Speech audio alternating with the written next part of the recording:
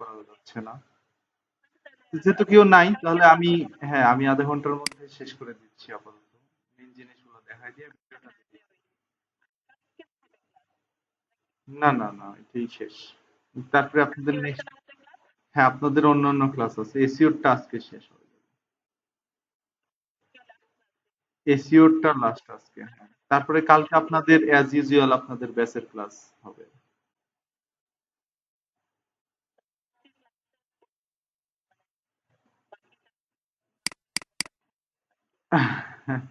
হ্যাঁ এসিওটা হচ্ছে আমি আপনাদেরকে ভিডিও সহ বাকি রিসোর্স গুলা দিয়ে দিব, ওগুলা দেখে আপনারা সব পেরে যাবেন।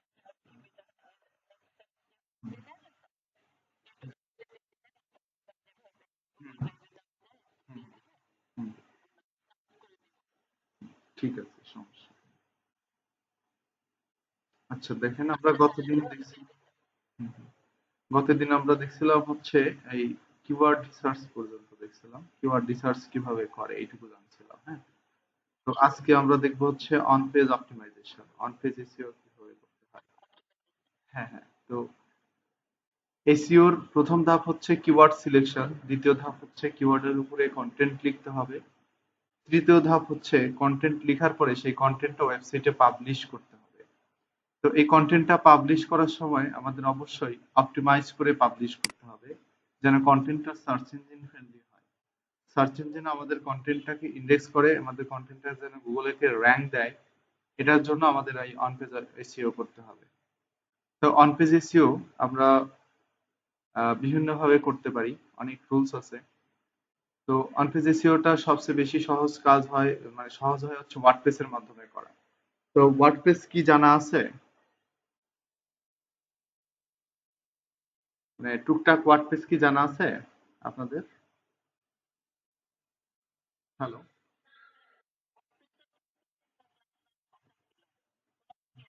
আচ্ছা আচ্ছা, তাহলে হয়তো বা আপনাদের ওয়ার্ডপ্রেসের উপরে ক্লাস হবে। তো যাই হোক, হুম হুম হুম। তো সমস্যা নেই, তাহলে আমি হচ্ছে অন পেজ অপটিমাইজেশনটা কিভাবে করে এটা বুঝাই দিচ্ছি। দেখেন অন পেজ অপটিমাইজেশন মানে হচ্ছে যে ওয়েবসাইটের ভেতরে অপটিমাইজ করা। তো একটা ওয়েবসাইটের অনেকগুলো পার্ট থাকে, ইন্টারনাল অনেকগুলো পার্ট থাকে। তো আমরা তো আর ডেভেলপারের মতো সবগুলো পার্টে হাত দেবো না, এসইও যারা করে তারা আর কি, আর যারা ডেভেলপার তারা সব পার্টে কাজ করে। তো যারা এসইও করে তারা শুধুমাত্র এই সমস্ত পার্টে হাত দিবে যে সমস্ত পার্টের মধ্যে এসইও কাজ করতে হয়। যেমন হচ্ছে টেক্সট, টেক্সট বা কন্টেন্টের কথা বলা হচ্ছে।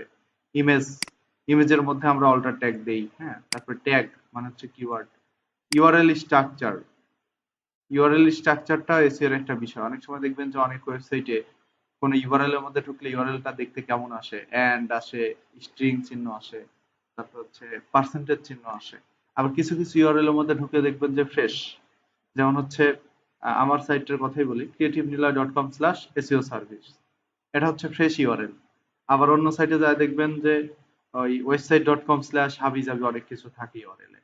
তো এই ধরনের জিনিস থাকা যাবে না, ইউআরএল এর মধ্যে একবারে ফ্রেশ যে কিওয়ার্ডটা, কিওয়ার্ডটা থাকতে হবে। তো ইউআরএল স্ট্রাকচারটা অনেক ইম্পর্টেন্ট বিষয়। ইন্টারনাল লিঙ্ক, ইন্টারনাল লিঙ্ক মানে হচ্ছে যে একটা সাইটেরই একটা পেজের সাথে আরেকটা পেজকে লিঙ্ক করে দেওয়া। তো অ্যাঙ্কর টেক্সটের মাধ্যমে তো আমরা লিঙ্ক করতে পারি, তাই না? অ্যাঙ্কর টেক্সটের মাধ্যমে আমরা লিঙ্ক করতে পারি। তারপরে আমরা হেডারের মধ্যে কাজ করতে পারি, হেডার গুলো করতে পারি। তো এটাই হচ্ছে আমাদের অন পেজ এসইওর কাজ। তো দেখেন অন পেজ এসইওর মধ্যে কি কি করতে হয়। প্রথম কাজ হচ্ছে কিওয়ার্ড রিসার্চ, এটা আমরা জানি।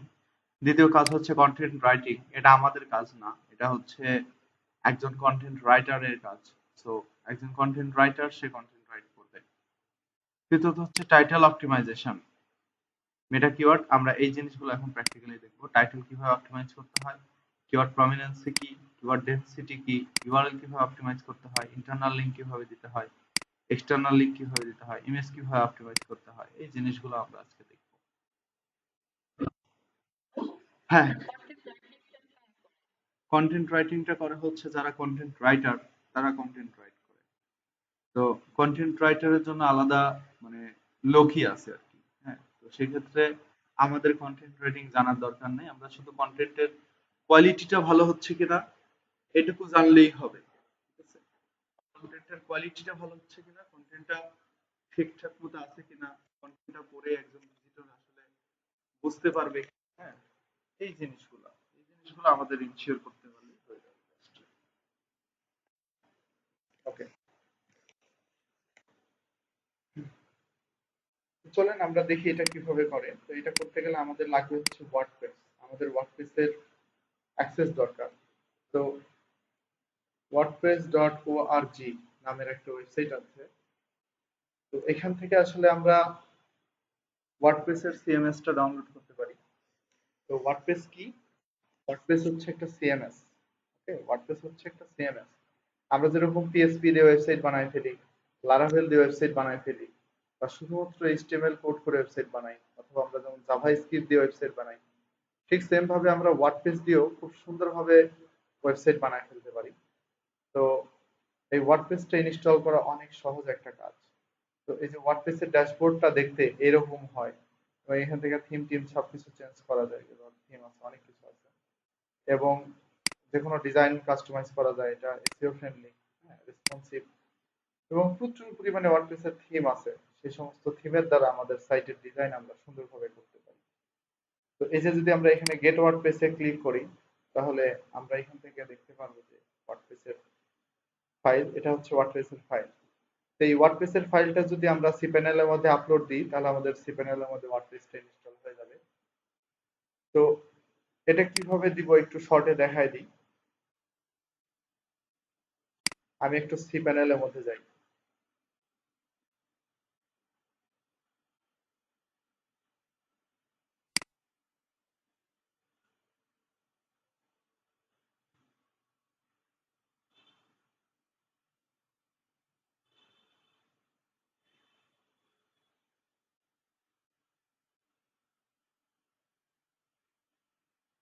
তো যে কোনো একটা cPanel এ ঢুকি।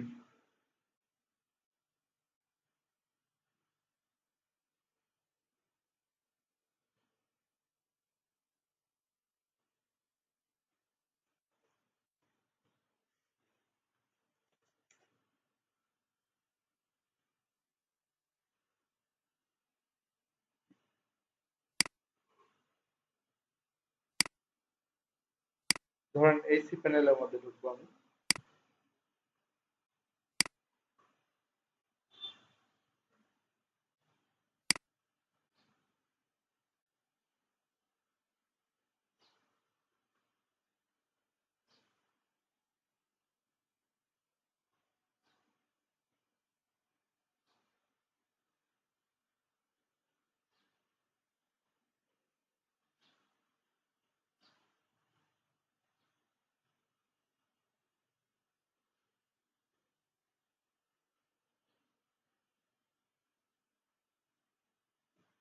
আচ্ছা, এটার মধ্যেই যাই।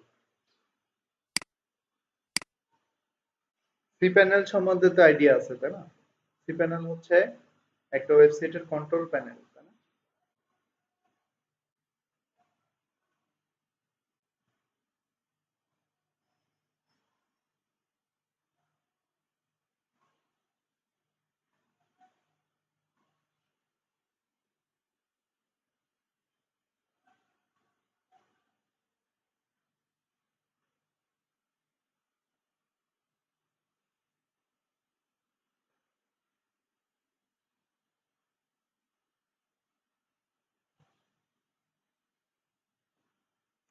তো এই cPanel এর মাঝখানে যে এটা হচ্ছে সফটওয়্যার ক্লাস অ্যাপ ইনস্টলার, এই অ্যাপ ইনস্টলার দিয়ে আপনি যে কোনো সিএমএস ইনস্টল করতে পারবেন। এখান থেকে দেখেন আমরা ওয়ার্ডপ্রেস, পোস্ট অ্যাপ, জুমলা, অ্যাভান্টি কার্ড, হ্যাঁ, অনেক কিছু এখান থেকে আমরা নিতে পারবো। তো পাশাপাশি আমরা এখান থেকে ওয়ার্ডপ্রেসটা ইনস্টল করতে পারবো। এখান থেকে জাস্ট ইনস্টলে ক্লিক করলেই আমাদের ওয়েবসাইটের মধ্যে ওয়ার্ডপ্রেসটা ইনস্টল হয়ে যাবে। এবং কোন ডোমেইনের মধ্যে আসলে ওয়ার্ডপ্রেসটা দিতে যাচ্ছেন, ধরুন আমি এই ডোমেইনের মধ্যে ওয়ার্ডপ্রেসটা ইনস্টল দিতে যাচ্ছি। তো এখান থেকে আমরা সেই ডোমেইনটার টাইটেল এখান থেকে সিলেক্ট করব, ধরেন প্রিমিয়াম টুলস। তখন এখান থেকে ট্যাগলাইন দিবেন যে সাইটের শর্ট ডিসক্রিপশন, তারপরে এই ওয়ার্ডপ্রেসের ইউজার নেম আর ওয়ার্ডপ্রেসের পাসওয়ার্ডটা আমি একটু দিয়ে দিই। পাসওয়ার্ড দিলাম। তারপর আর কিছু করার দরকার নেই, এখান থেকে জাস্ট থিম চাইলে দেখতে পারেন, চুজ করতে পারেন, কিন্তু এখান থেকে আমরা কোনো থিম সিলেক্ট করবো না। এখান থেকে জাস্ট ইনস্টলে ক্লিক করে দিব। পাসওয়ার্ড লেন্থ বড় করতে হবে, আচ্ছা ঠিক আছে। আমরা তাহলে পাসওয়ার্ড জেনারেট করি একটা। পাসওয়ার্ড জেনারেট করলাম। আচ্ছা, এটা একটু সেভ করে রেখে দিই, কারণ পরে এগুলো হারায় যায়, মনে থাকে না।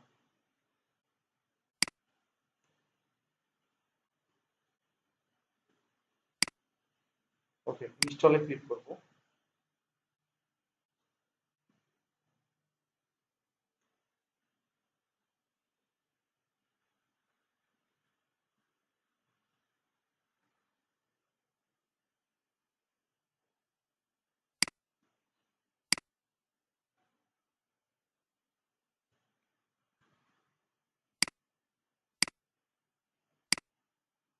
দেখেন ওয়ার্ডপ্রেস ইনস্টল হয়ে গেছে।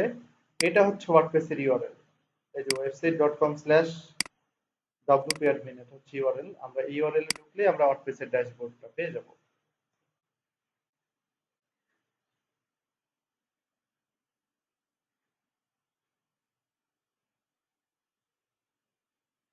দেখছেন তো, এটা হচ্ছে ওয়ার্ডপ্রেসের ড্যাশবোর্ড। এখান থেকে আমরা চাইলে পোস্ট করতে পারি, এখান থেকে আমরা পেজ ক্রিয়েট করতে পারবো, এখান থেকে আমরা অ্যাপিয়ারেন্সে গিয়ে থিম চেঞ্জ করতে পারবো, অনেক কিছু করা যাবে।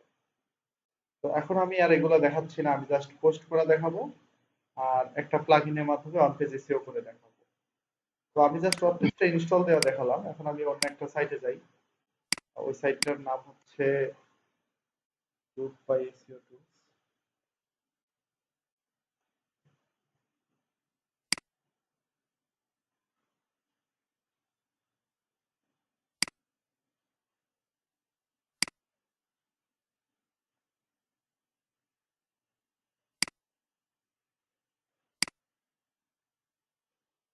আমি এই সাইটের ওয়ার্ডপ্রেসের ড্যাশবোর্ডে ঢুকি, একটা পোস্ট করে আমি এটাকে অন পেজ করে দেখাবো।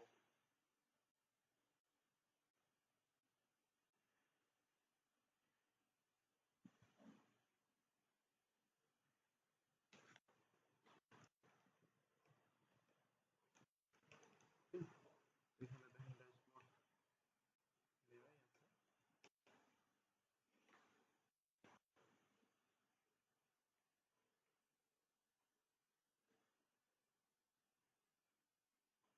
এই যে ড্যাশবোর্ড।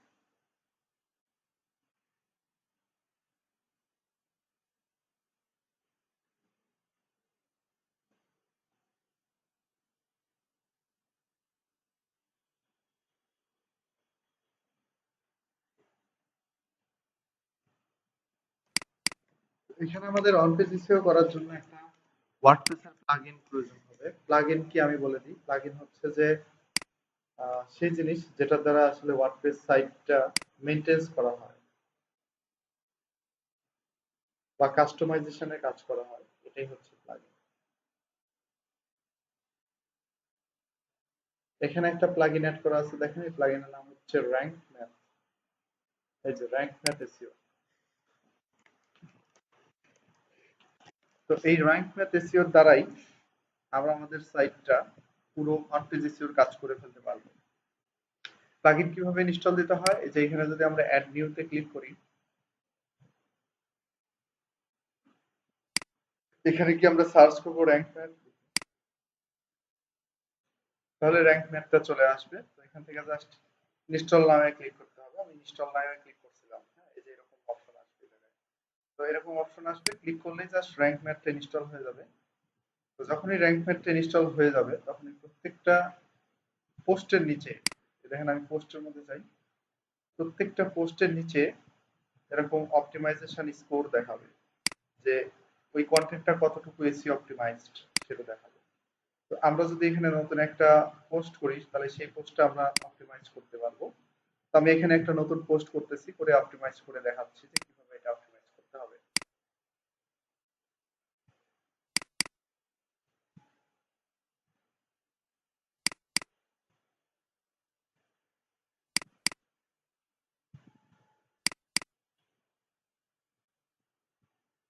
এই যে এখানে একটা কন্টেন্ট আমার কাছে আছে, হ্যাঁ, এই কন্টেন্টটা আমি পাবলিশ করব, এটাকে আমি পাবলিশ করে দিচ্ছি।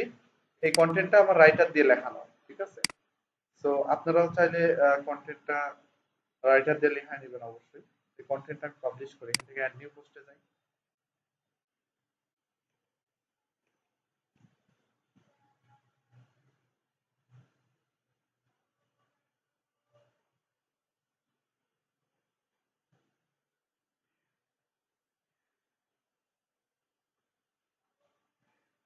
এই যে চলে আসলো অপশন, এখান থেকে আমি পোস্টের টাইটেলটা দিব, তারপরে পোস্টের ডেসক্রিপশনটা দিব। তো এখান থেকে পোস্টের টাইটেলটা দিই, এটা হচ্ছে পোস্টের টাইটেল, কপি পেস্ট, এটা হচ্ছে টাইটেল। আর ডেসক্রিপশনটা দেওয়ার জন্য আমরা এখান থেকে ডিভি বিল্ডারটা ব্যবহার করতেছি, অথবা আমরা চাইলে ডিফল্ট এডিটর ইউজ করতে পারবো। আমি ডিভি বিল্ডার ইউজ করব।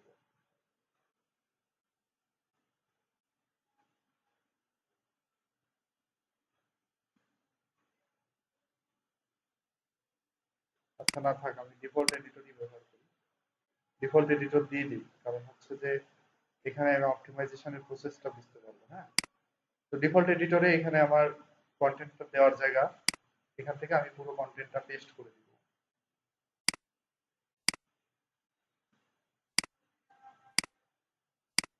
পেস্ট করে দিলাম, দেখছেন আমার পুরো কন্টেন্টটা পেস্ট হয়ে গেছে। তো এখন এই কন্টেন্টটা এখন আমাকে অপটিমাইজ করতে হবে। অপটিমাইজ করার আগে কন্টেন্টটাকে সুন্দর করে সাজাতে হবে, ঠিক আছে। এখানে দেখেন একটা র্যাঙ্ক ম্যাথের স্কোর আমরা দেখতে পাচ্ছি। র্যাঙ্ক ম্যাথের স্কোরটার মাধ্যমে আমরা বুঝতে পারছি যে আমাদের এই কন্টেন্টটার কতটুকু অন পেজ এসইও করা আছে। তো অন পেজ এসইও দেখেন কিছুই করার নাই, এখানে 5টাই রো, এখানে 7টাই রো, তার মানে একবারে কোনো রকমের কোনো এসইওর কাজ এই কন্টেন্টের মধ্যে করা নাই। সো এই কন্টেন্টটা আমাদের ভালো করে অপটিমাইজ করতে হবে। কিভাবে অপটিমাইজ করব? প্রথমে আমাদের একটা হেডিং সিলেক্ট করে নিতে হবে। এটা আমাদের H1, ঠিক আছে। তো আমরা একটা হেডিং সিলেক্ট করে নিই। তার এই কন্টেন্টের শুরুতে আমরা একটা কিওয়ার্ড, এই এই পুরো কন্টেন্টের একটা ফোকাস কিওয়ার্ড আমাদেরকে বের করে নিতে হবে। ফোকাস কিওয়ার্ডটা হচ্ছে,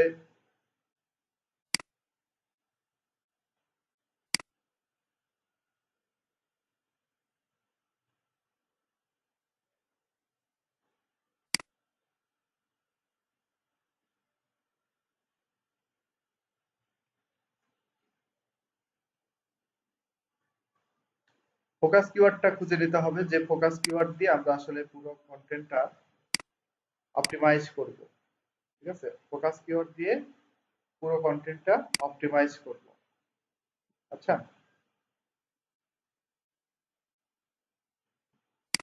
তো এখান থেকে আমি প্রথমে ফোকাস কিওয়ার্ড বের করে নিই। ফোকাস কিওয়ার্ড হচ্ছে ব্যাকলিংক চেকার টুল অথবা how to find backlink of the competitor. এটা একটু বড় হয়ে যায়, আমরা এই ব্যাকলিংক চেকার টুল এটাকে আমরা হচ্ছে ফোকাস কিওয়ার্ড ধরি। হ্যাঁ, তো আমরা যদি এটাকে, তো ফোকাস কিওয়ার্ডটাকে আমরা সবসময় কন্টেন্টের শুরুতে রাখার চেষ্টা করব। দেখেন আমি কিভাবে এটাকে কন্টেন্টের শুরুতে বসাই দিলাম। হ্যাঁ, ব্যাকলিংক চেকার টুলস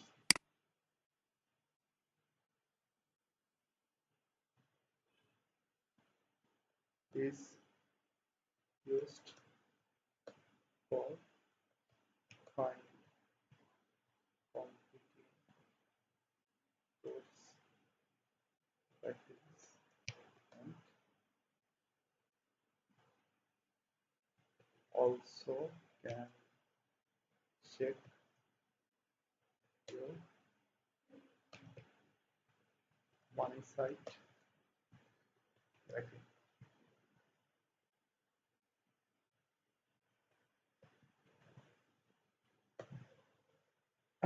দেখেন আমি আমার ফোকাস কিওয়ার্ড ধরলাম হচ্ছে ব্যাকলিংক চেকার টুলস, এটাকে আমি ফোকাস কিওয়ার্ড ধরলাম এবং এই ফোকাস কিওয়ার্ডটাকে আমি কন্টেন্টের শুরুতে বসালাম। তাহলে আমি প্রথম এসইও অপটিমাইজেশনের টেকনিকটা বলে দিচ্ছি, যে কিছু গ্রামাটিক্যাল প্রবলেম আছে, এগুলো একটু ঠিক করে দিই। হিট করে দিলাম। প্রথম প্রথমে হচ্ছে আমাদের টাইটেলের শুরুতেও কিওয়ার্ড দিলাম, এটা আমাদের টাইটেল, কন্টেন্টের টাইটেল। আমরা কন্টেন্টের শুরুতেও কিওয়ার্ড দিলাম। এখন আমরা র্যাঙ্ক ম্যাথ, এই যে র্যাঙ্ক ম্যাথকে ডিফাইন করে দিব আমাদের ফোকাস কিওয়ার্ড কোনটা, তো এখানে আমরা ফোকাস কিওয়ার্ডটা বসাই। ব্যাকলিংক চেকার টুল দিয়ে একটা কমা দেওয়ার সাথে সাথে দেখেন আমাদের অপটিমাইজেশন স্কোরটা চেঞ্জ হয়ে যাবে। অপটিমাইজেশন স্কোরটা হচ্ছে আমাদের 58। তো এখন কথা হচ্ছে যে বেসিকে মাত্র একটা ইরোর ধরছে। কি ইরোর ধরছে? ফোকাস কিওয়ার্ডটা আমাদের ইউআরএল এ নাই। তো ঠিক আছে, তাহলে আমরা এডিট স্নাইপেটে যাই, গিয়ে আমরা আমাদের ইউআরএল এর মধ্যে ফোকাস কিওয়ার্ডটাকে বসাই দিই। ইউআরএল এর মধ্যে বসাই দিলাম ব্যাকলিংক চেকার টুল। দেখেন বেসিকটা অল গুড, কিন্তু আমাদের এখানে টাইটেলটা 119 ক্যারেক্টার হয়ে গেছে, আমাদের সাইটের এসইও টাইটেল। গুগলে আমাদের এই কন্টেন্টটা দেখতে এরকম লাগবে। তো দেখেন টাইটেলটা যদি বড় হয় দেখতে খারাপ লাগছে, আমরা এটাকে একটু ছোট করে ফেলি কেন?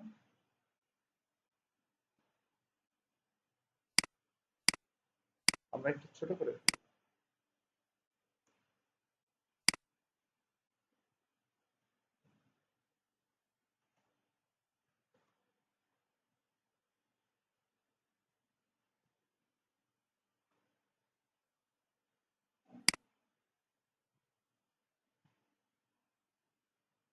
টাইটেলটা 59 ক্যারেক্টারে রাখলাম। এটা হচ্ছে এসইওর অন পেজ অপটিমাইজেশনের একটা টেকনিক, যে আপনাকে এসইও টাইটেল দিতে হবে, টাইটেলটা 60 ক্যারেক্টারের উপরে যাওয়া যাবে না। এটা পার্মালিঙ্ক। পার্মালিঙ্ক মানে হচ্ছে কন্টেন্টের কি বলে, ইউআরএলটা।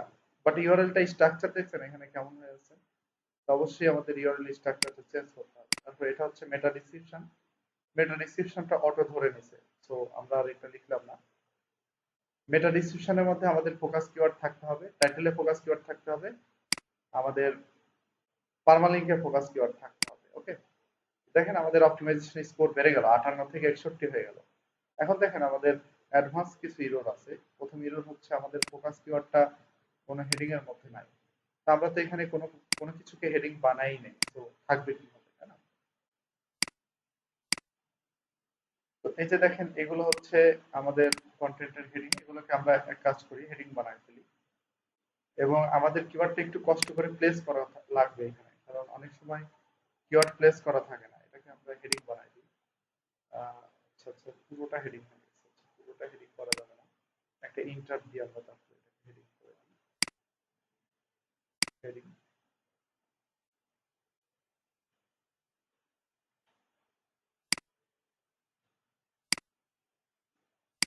এই পোর্শনটাকে হেডিং, এটাকে আমরা H2 হেডিং করে দিলাম, কারণ এখানে যেটা আছে এটা হচ্ছে H1। H1 এর পরে যা যা থাকবে সবকিছু হবে H2। ঠিক আছে, দেখেন আমি এটার মধ্যে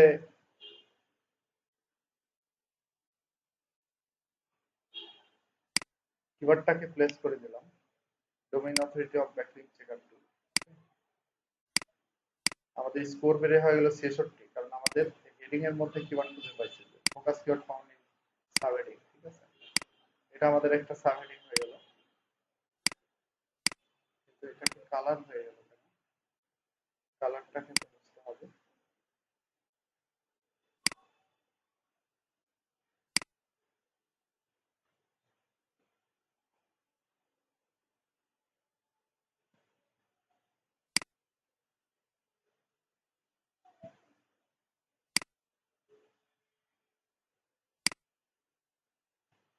আচ্ছা, সমস্যা নেই, থাক। তারপর এখানে যা আছে তাই আছে।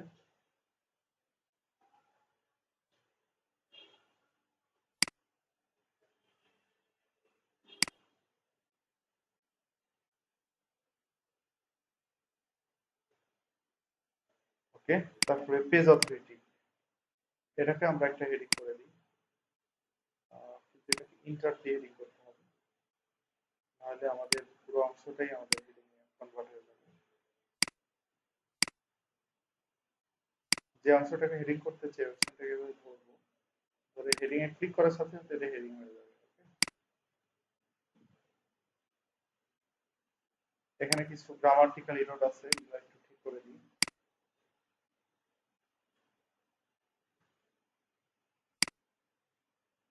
এখানে হবে মজ মজ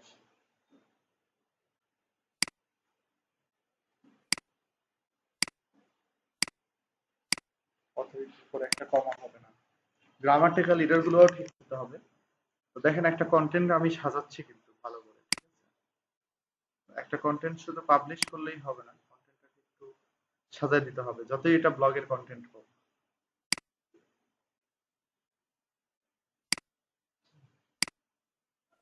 এটার মধ্যে একটা কেট প্লেস করি, check page rank by backlink checker to. Okay,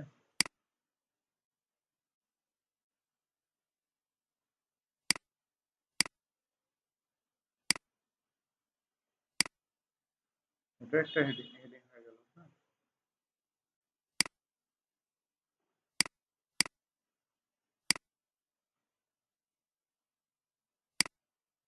the page কতটা হবে না, এটা হচ্ছে গ্রামারলি এক্সটেনশনের জন্য হচ্ছে। হ্যাঁ, ওকে। তারপরে এগুলোকে আমরা একটু হেডিং করে দিলাম, কিন্তু এগুলোর আবার হেডিং করা দরকার নেই, প্যারাগ্রাফ বানাই দিই। পুরো ব্লকটা ধরে, তো এটা হচ্ছে সমস্যা, নির্দিষ্ট কোনো টেক্সট ধরে না।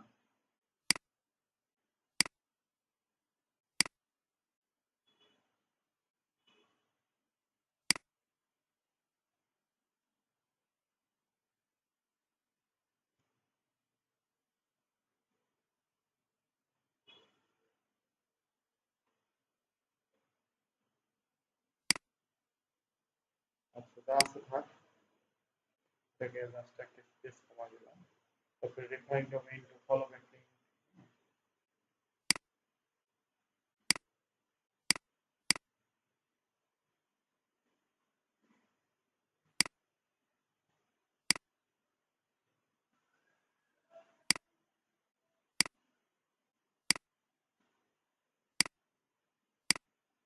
টেক্সট টুকে হেডিং করে দিচ্ছিলাম। ওয়ার্ডপ্রেসের এই বিল্ডারটা তো একটু সমস্যা, এটা আমার পুরো ব্লককে হেডিং করে ফেলে, টেক্সটকে আলাদাভাবে হেডিং করতে পারে না। হেডিং করে দিচ্ছি,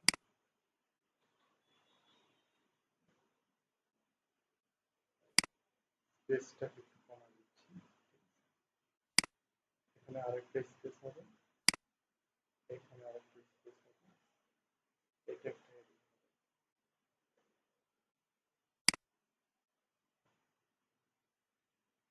মানে একটা অগুছালো কন্টেন্টকে আগে গুছায়ও নিচ্ছি, আবার অর্থে দিচ্ছিও করতেছি, এটাই করতেছি।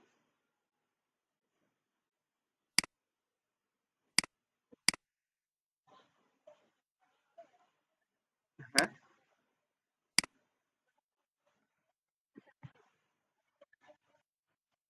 হ্যাঁ, কন্ট্রোল জেড দিলেই হয়ে যাবে।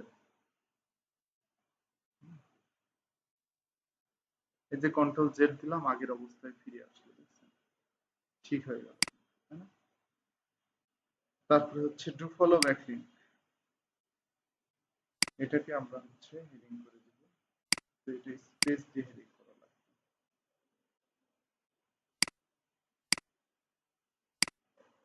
অন পেজ অপটিমাইজেশনের টেকনিক গুলো ভালো করে দেখে নেন, যা যা করতেছি এগুলোই অন পেজ অপটিমাইজেশনের টেকনিক, একটু প্র্যাকটিক্যালি দেখানোর চেষ্টা করতেছি, এবং এটা লাইভ, এটা আমার নিজের পার্সোনাল ওয়েবসাইট, এবং এই কন্টেন্টটা আমি সত্যি সত্যি এখন পাবলিশ করতেছি। ওকে, এমন না যে এটা এখন দেখাই শেষ হয়ে যাবে।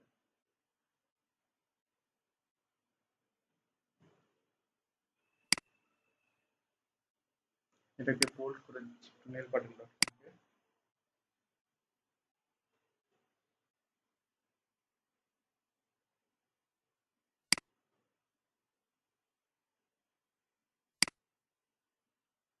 এগুলার একটু পয়েন্ট করে দিই, পয়েন্ট হবে না,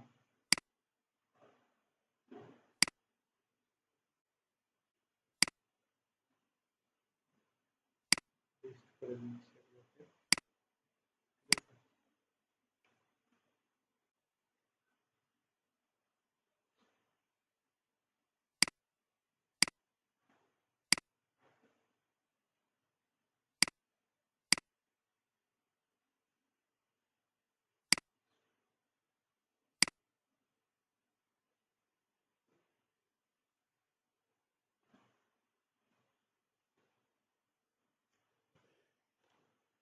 ওকে, তারপরে দেখেন চারটা এরর আছে। একটা হচ্ছে আমাদের এখানে একটা ইমেজ দিতে হবে, আমাদের কিওয়ার্ড ডেনসিটিটা কম, আমাদের আরেকটু বাড়াইতে হবে, বাড়াবো নি। আমাদের এক্সটার্নাল লিঙ্ক দিতে হবে, আমাদের এক্সটার্নাল ইন্টারনাল লিঙ্ক দিতে হবে। ঠিক আছে, তো আমরা সবকিছুই দিচ্ছি। তো প্রথমে একটা ইমেজ দেই। ইমেজটা আমরা কোথা থেকে আনবো?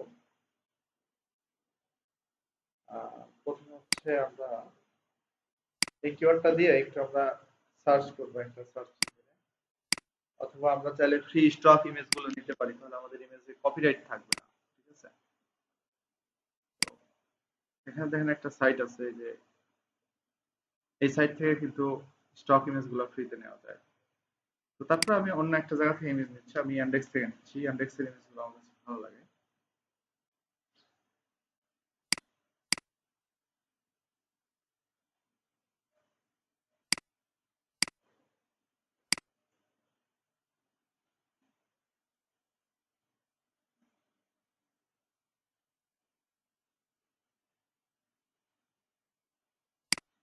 ধরেন এই ইমেজটা দিলাম, হ্যাঁ।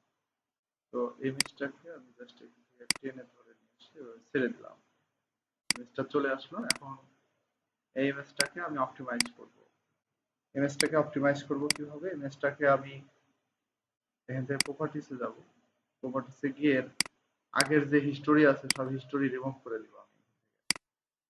সিলেক্ট অল, ওকে, রিমুভ হয়ে গেল। এখন এই ইমেজটাকে আমি নতুন করে অপটিমাইজ করব, ইমেজের টাইটেল দিব, ইমেজের রেটিং দিব, ইমেজের ট্যাগের মধ্যেও আমার কিওয়ার্ডটাকে বসাবো। ঠিক আছে, তারপর এটাকে অ্যাপ্লাই করব আমরা। অ্যাপ্লাই দেওয়ার পরে আমরা ওকে দিব। তারপর ইমেজটাকে আবার ফাইনালি আবার রিনেম করব, রিনেমও আমাদের কিওয়ার্ডের নাম দিয়ে করব। ঠিক আছে, ফোকাস কিওয়ার্ড।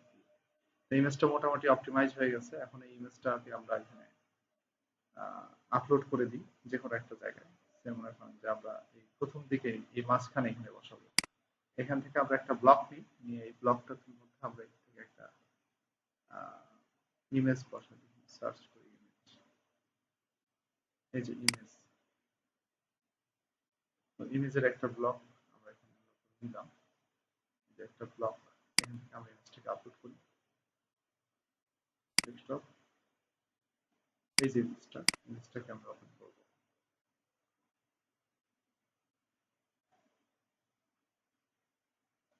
দেখবেন এখানে স্কোর বাড়বে, 68 হয়ে গেল। দেখছেন, আমাদের এই ইমেজের ইস্যুটাও সলভ, আমাদের ইমেজের ইস্যুটাও সলভ। এই যে ফোকাস কিওয়ার্ড। আচ্ছা, এখন আমাদের হচ্ছে এই ইমেজটার মধ্যে ইয়া দিতে হবে, কি বলে, অল্টার ট্যাগ দিতে হবে। আমরা এটাকে রিপ্লেসে ক্লিক করার পরে আমরা ওপেন মিডিয়া লাইব্রেরিতে যাব। ওপেন মিডিয়া লাইব্রেরিতে যা ওই ইমেজটাকে আমরা সিলেক্ট করে এই অল্টার ট্যাগের মধ্যে একটা কিওয়ার্ডটা বসাই দিব, বসাই দিয়ে আমরা আবার এটা সেভ দিব। দেখেন স্কোর বেড়ে 70 হয়ে গেল, এবং আমাদের এটাও ওকে হয়ে গেছে। দেখেন যে ঠিক আছে, তোমার ফোকাস কিওয়ার্ডটা ইমেজের অল্টার ট্যাগে পাওয়া গেছে। ওকে, কিওয়ার্ডের ডেনসিটিটা এখন ওকে, সমস্যা নেই আর। লিঙ্ক আউট এক্সটার্নাল রিসোর্স, আমরা কোনো একটা সাইটকে এক্সটার্নাল লিঙ্ক দিব। যেমন ধরেন এখানে আমি কোনো ভালো একটা রিসোর্সকে লিঙ্ক দিতে পারি, যেমন হচ্ছে ডোমেইন অথরিটি। আমি এটাকে ধরলাম, ধরে আমি এক কাজ করি, আমি যদি এখানে গুগলে ডোমেইন অথরিটি লিখে খুঁজে সার্চ করি, তাহলে আমি মজের যে ওয়েবসাইটটা আছে সেই সাইটটাকে খুঁজে পাবো। So আমি মজের এই ডোমেইন অথরিটিকেই এটার সাথে লিঙ্ক করে দিচ্ছি। তাহলে হবে কি, একজন ভিজিটর আমার আর্টিকেলটা পড়তে পড়তে যদি কখনো ডোমেইন অথরিটি সম্বন্ধে জানতে চায়, তাহলে এখানে ডোমেইন অথরিটিতে ক্লিক করলে সে মজে চলে যাবে, এবং মজে গিয়ে সে ডোমেইন অথরিটি সম্বন্ধে আরো বিস্তারিত জানতে পারবে। সো একটা এক্সটার্নাল লিঙ্ক দিলাম, মজ আমার সাইটের জন্য কি এক্সটার্নাল লিঙ্ক, তাই না? ওকে, দেখেন আমাদের এই প্রবলেমটাও সলভ। এখন আমাদের বলতেছে যে একটা, আচ্ছা এটা নাকি নো ফলো লিঙ্ক। আচ্ছা দিছি নো ফলো, ফলো করা যায় কিনা। এটা তো ডু ফলো লিঙ্কই করা আছে। আচ্ছা যাক, এটা না বলে সমস্যা নেই, এটাও কোনো প্রবলেম না। এখন আমাদের যেটা লাগবে সেটা হচ্ছে আমাদের ইন্টারনাল লিঙ্ক দরকার। ইন্টারনাল লিঙ্ক কি? ইন্টারনাল লিঙ্ক হচ্ছে যে আমার সাইটের মধ্যেই কোন একটা কন্টেন্টের সাথে এই কন্টেন্টকে আমরা লিঙ্ক করতে পারি কিনা। তো আমি আমার সাইটের মধ্যে ঢুকতেছি, তারপর ঢোকার পরে আমি এখান থেকে ব্লগে ক্লিক করব। আমার ব্লগের মধ্যে কিছু আর্টিকেল আছে, ওইখান থেকে কোনো একটা আর্টিকেলকে আমি এই আর্টিকেলের সাথে কানেক্ট করব, বাট রিলেভেন্ট হতে হবে অবশ্যই, ঠিক আছে? রিলেভেন্ট না হলে ওই ইন্টারনাল লিঙ্ক করে কোনো লাভ নেই। এক্সটার্নাল লিঙ্ক করার ক্ষেত্রে অবশ্যই রিলেভেন্ট লিঙ্ক দিয়ে করবেন। এখানে দেখেন এই রিলেটেড কি কি পোস্ট আছে, keyword research software, Twitter follower increase করা, পাইনিয়ার কার্ড। আমরা এক কাজ করি, দেখি সোশ্যাল মিডিয়া রিলেটেড কি আছে।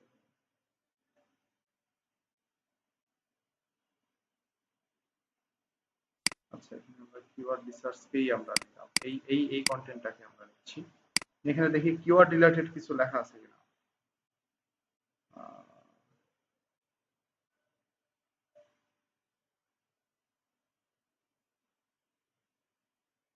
Refined domain anchor text basically text backlink to get from website by your targeted keyword. যদি কখনো মানে কন্টেন্টের মধ্যে ইন্টারনাল এক্সটার্নাল লিঙ্ক বা পেস্ট করার কোনো জায়গা না পান, একটু দুই এক লাইন নিজে অ্যাড করে নেবেন। আমি যে অ্যাড করে নিলাম, অ্যাড করে নিয়ে এখন এই কিওয়ার্ড কথাটাকে ধরে আমি আমার এই কিওয়ার্ড রিসার্চের কন্টেন্টটাকে মার্ক লিঙ্ক করে দিলাম, তাহলে হলো কি ইন্টারনাল লিঙ্ক হয়ে গেল, আমার সাইটেরই একটা পেজের সাথে আরেকটা পেজ কানেক্ট হয়ে গেল। এখানে আমার স্কোর হচ্ছে অলমোস্ট ৭৯। মোটামুটি এখানে সবগুলোই ক্লিয়ার করে ফেলছি, বেসিক গুলো ক্লিয়ার হয়ে গেল। অ্যাডিশনাল একটা ইরোর আছে, এটা আসলে কোনো ইরোর না, এটা এমনি ধরতেছে। টাইটেলে কিছু একটা প্রবলেম আছে, একটা হচ্ছে যে টাইটেলটার মধ্যে কোনো পজিটিভ নেগেটিভ স্টেটমেন্ট নাই, টাইটেলটার মধ্যে কোনো পাওয়ার ওয়ার্ড নাই, টাইটেলটার মধ্যে কোনো নাম্বার নাই। আমরা এক কাজ করি, এখান থেকে এটাকে এডিট স্নাইপেটে ক্লিক করে আমরা টাইটেলটাকে ঠিক আছে।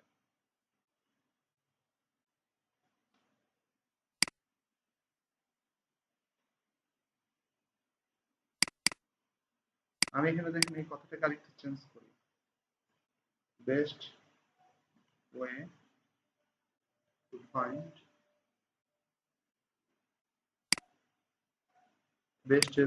ব্যাকলিংকস। স্কোর দেখেন অলমোস্ট 81 হয়ে গেছে, ঠিক আছে? এবং এখানে একটা সংখ্যা উল্লেখ করি, বেস্ট এখানে number 1 backlink checker tools best, তারপরে এখানে একটা পাইপ দিয়ে দিই। এটা যেন 60 ক্যারেক্টারের উপরে না যায়, চিন্তা করতে হবে অবশ্যই। হয়ে গেছে আমাদের টাইটেলের রিডেবিলিটি শেষ, ঠিক আছে? সবগুলো গ্রিন, আমাদের এসইও স্কোর 82। তো একবার ভেবে দেখেন যে আমরা এই কন্টেন্টটা যখন পাবলিশ করি বা কন্টেন্টটা যখন আমি এখানে বসাই, তখন স্কোর কত ছিল? স্কোর ছিল মনে হয় 6। তো 6 থেকে আমরা 82% অফ অন পেজ এসইও কাজ করে ফেললাম এই কন্টেন্টটার মধ্যে।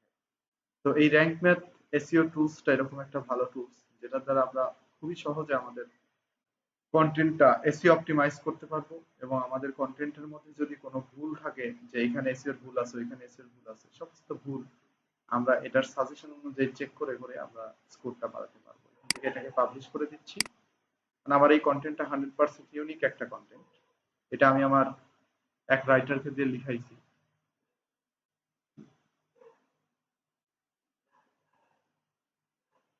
তো এইভাবে অন পেজ এসইওর কাজগুলো করতে হবে। তো দেখেন এই স্লাইডের মধ্যে তাই লেখা আছে যে আমাদের টাইটেল গুলো অপটিমাইজ করতে হবে, মেটা ডিসক্রিপশন অপটিমাইজ করতে হবে। তারপর আরেকটা বিষয় খেয়াল করে দেখবেন, আমি যখন কন্টেন্টটা এখানে পাবলিশ করি তখন কন্টেন্টের শুরুতে কিওয়ার্ড রাখার চেষ্টা করছি, এটাকে বলা হয় কিওয়ার্ড প্রমিনেন্স।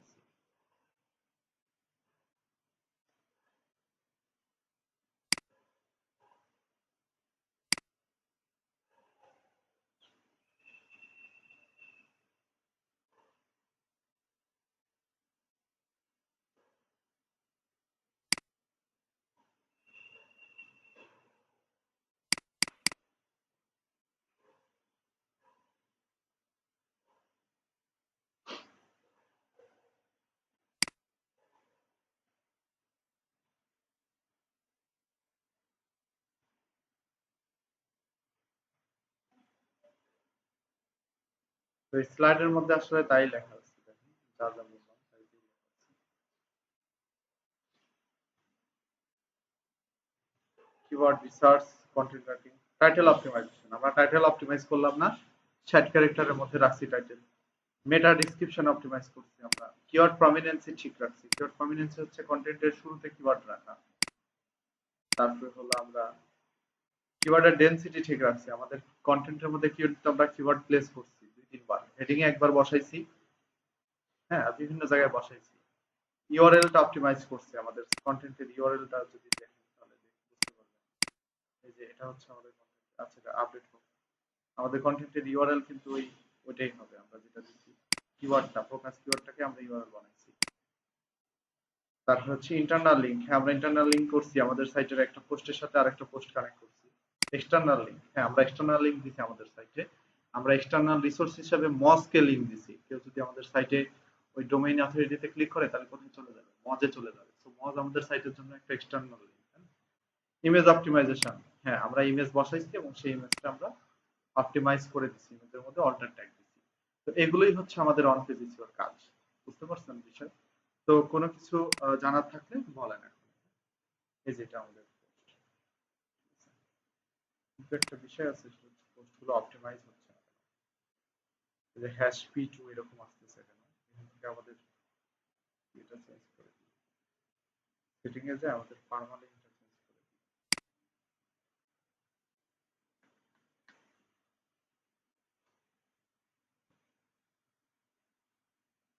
করে দিই। আমি তো আছে।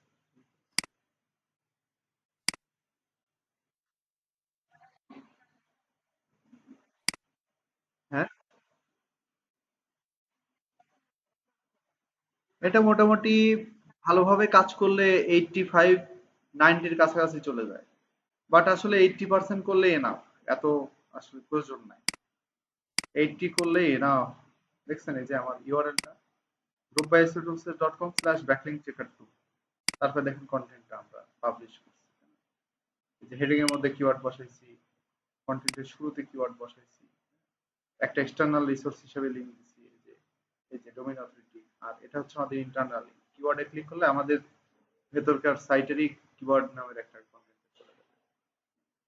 তো এই হচ্ছে আমরা একটা ব্লগে পোস্ট করি, সেটাকে অন পেজ এসইও করে দেখলাম।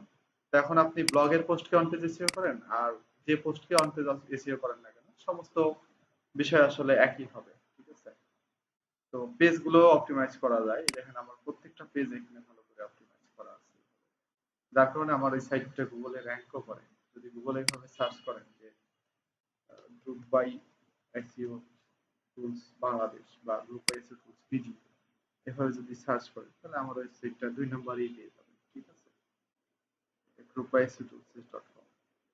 তো আমার সাইটের দুইটা পেজ কিন্তু র্যাঙ্ক করে, একটা হচ্ছে গ্রুপ বাই এসইও টুলস.com এর আর একটা হচ্ছে আমাদের রিকোয়েস্টের প্যাকেজ। দুইটা পেজ র্যাঙ্ক করে এবং সাথে আমার গুগল মাই বিজনেস পেজটাও র্যাঙ্ক করে। এটা আমার জিএমবি, ফোন নাম্বারও দেওয়া আছে। হ্যাঁ, কি বুঝিনি,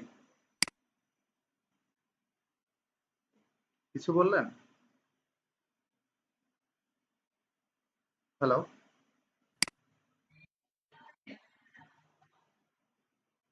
হ্যাঁ, হ্যাঁ, হ্যাঁ, হ্যাঁ।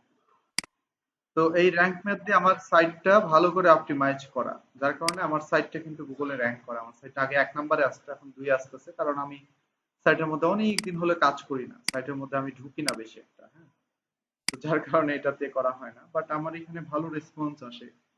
কমার্সে এখানে যদি দেখে আমার এখানে অর্ডার আসে। তারপর হচ্ছে আমার এখানে একটা ফর্ম আছে, ফর্মে প্রচুর পরিমাণে হচ্ছে প্যাকেজ রিকোয়েস্ট করে মানুষ, অনেক প্যাকেজ রিকোয়েস্ট করে। 35টা প্যাকেজ রিকোয়েস্ট করছে। লাস্ট সেল করছি আমি হচ্ছে 3-1-2020-এ।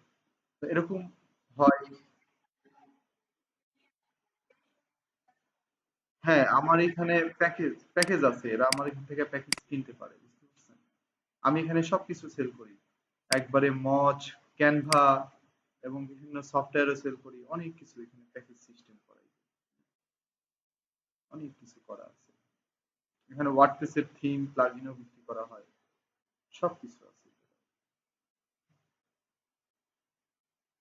এই যে প্যাকেজ গুলো দেখেন, $12.5 পার মান্থ, 10টা টুলস পাবে। স্পিন রিরাইটার, এটা দিয়ে কন্টেন্ট রিরাইট করা যায়, গ্রামারলি এটা দিয়ে কন্টেন্টের গ্রামাটিক্যাল এরর ঠিক করা যায়, হ্যাঁ, long tail pro keyword research করা যায়, আর্টিকেল বিল্ডার এটা দিয়ে আর্টিকেল বিল্ড করা যায়, স্টক আনলিমিটেড এটা একটা ফটোর সাইট, এখান থেকে আপনি ওই শাটার স্টকের মতো ফটো নিতে পারবেন, এবং আমি শাটার স্টকও সেল করি। মেলা কিছু আছে, মোট কথা গ্রাফিক ডিজাইনারের জন্য, ওয়েব ডিজাইনারের জন্য, সবার জন্য, অ্যামাজন অ্যাফিলিয়েট যারা করে ওদের জন্য এমজেড ট্র্যাকার আছে, এবং আপনি চাইলে লিঙ্কডইন এর লিঙ্কটা, তারপর হচ্ছে এখান থেকে অ্যামাজন প্রাইমও কিনতে পারবেন আমার কাছ থেকে, সব পাওয়া যাবে। নেটফ্লিক্সও বিক্রি করি, বুঝতে পারছেন? এই তো এই সাইটটা মোটামুটি গুগলে অনেক কিওয়ার্ড দিয়ে র্যাঙ্ক করে, বুঝছেন, অনেক কিওয়ার্ড দিয়ে র্যাঙ্ক করে, পুরোটা এই র্যাঙ্ক ম্যাথ দিয়ে অপটিমাইজ করা এবং অন পেজ এসইও এর কাজ খুব ভালো করে করা, যার কারণে এই সাইটটা গুগলে র্যাঙ্ক করে। এবং আমার যতগুলো সাইট আছে সমস্ত সাইটই গুগলে র্যাঙ্ক করে, বুঝতে পারছেন? যদি এভাবে সার্চ করেন যে local SEO expert in Bangladesh, যা লিখে সার্চ করেন, আবার ক্রিয়েটিভ মিলার এটা আমার সাইট, আমার সাইট, এই যে আমার সাইট, আমার সাইট পেয়ে যাবেন।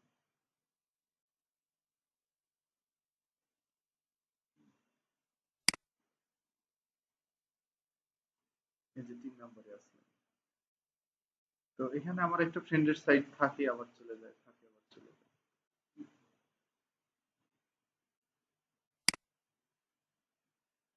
তো ঠিক আছে, আজকে এতদূর পর্যন্তই, হ্যাঁ, আমাদের সময় হয়ে যাচ্ছে।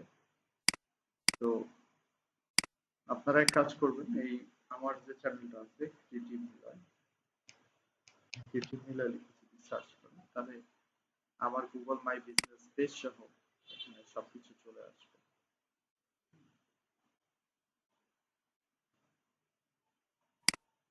এটা আমার ইয়ে। এটা কিন্তু আবার পিপুল অ্যান্ড টেকেরই ইয়ে, এই যে এটাও কিন্তু ওয়েব ডেভেলপমেন্ট ব্যাচই ছিল, হ্যাঁ, ওদেরকে নিয়ে ফটোটা দিছি আমি। তো আমার এইখানে আমার যে ইউটিউব চ্যানেলটা আছে, আমার এখানে ভিডিওসে গেলে আমার ইউটিউব চ্যানেলটাকে খুঁজে পাবেন। তো আমার ইউটিউব চ্যানেলে ওই কিওয়ার্ড রিসার্চ নিয়ে খুব ভালো ভিডিও দেওয়া আছে, এবং আমি আপনাদেরকে চেষ্টা করবো অন পেজ এসইওর উপরে আরো ভালো ভিডিও দেওয়ার। ভিডিওগুলো আমি আসলে পাবলিশ করিনি, ভিডিওগুলো আনলিস্টেড করা আছে, ঠিক? তো এখান থেকে কিওয়ার্ড রিসার্চ এর বাংলা টিউটোরিয়ালের ভিডিওটা ভালো করে দেখুন, তাহলে খুব সুন্দর করে কিওয়ার্ড রিসার্চ শিখতে পারবেন, ঠিক আছে? তো এটা হচ্ছে আমার ইউটিউব চ্যানেল, আমার ইউটিউব চ্যানেলটা দিয়ে দিচ্ছি।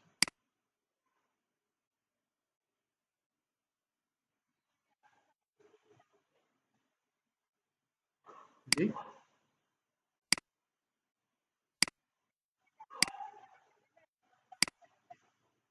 হ্যাঁ হ্যাঁ হ্যাঁ, হুম।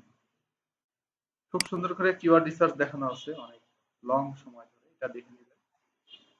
আর অন পেজ এসইওর ভিডিওটা আমি আপনাদের গ্রুপে দিয়ে দেওয়ার চেষ্টা করবো নি। আজকে যেটা নিলাম এটা সহ আরো একটা ভালো ভিডিও যেটা দেখে আপনারা পুরো অন পেজ এসইও শিখতে পারবেন, ওই ভিডিওটা আমার করা আছে আমার আগের ব্যাচের স্টুডেন্ট, ঠিক আছে? তো আমি এটা আপনাদেরকে দিয়ে দিব, ঠিক আছে?